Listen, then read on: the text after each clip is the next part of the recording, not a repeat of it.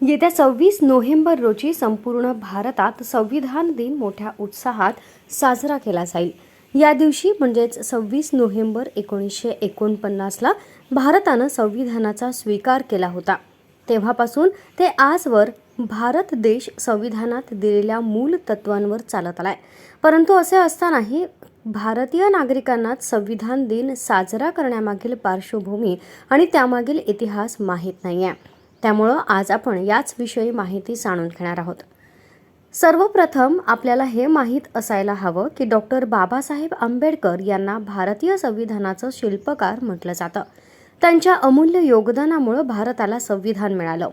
तसंच भारतीय नागरिकांना स्वतःचे हक्क आणि जगण्याचे मूल्य प्राप्त झाले.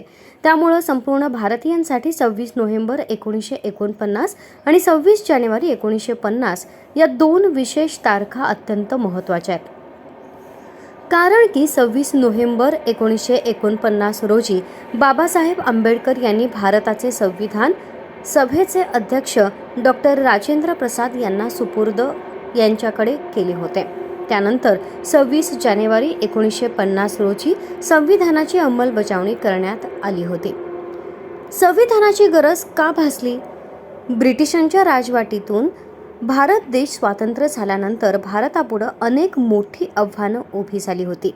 त्यातील सर्वात मोठं आव्हान हे होतं की भारतातील सर्व धर्मीयांना एकत्र बांधून ठेवणं, त्यांच्यामध्ये समानता आणि बंधुता टिकून ठेवणं, तसंच देश एकसंध व्हावा यासाठी ठोस पावलं उचलणं.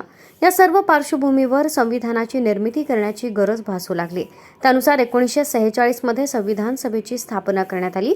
तसंच संविधानाचा मसुदा तयार करण्यासाठी 13 समित्यांची स्थापना झाली. सुरुवातीला या सभेत एकूण 389 सदस्य होते. यामध्ये संस्थानांचे 292 प्रतिनिधी, राज्यांचे 93 प्रतिनिधी, संस्थानांच्या मुख्य आयुक्तांचे 3, बलुचिस्तानच्या 1 प्रतिनिधी होता.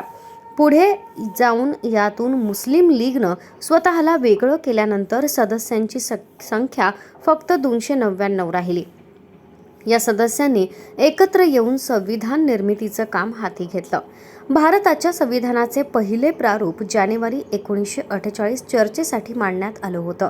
त्यावर 4 नोव्हेंबर रोजी चर्चा झाली. ही चर्चा तब्बल 32 दिवस चालू होती. या कालावधीत 7,635 वेळा सुधारणा करण्यात आली. त्यातील 2,473 विस्तारानं चर्चा झाली. अशा तऱ्हेनं संविधान बनवण्यासाठी तब्बल 2 वर्ष 11 महिने आणि 18 दिवस लागले. या काळामध्ये संविधानामध्ये अनेक सुधारणा करण्यात आल्या.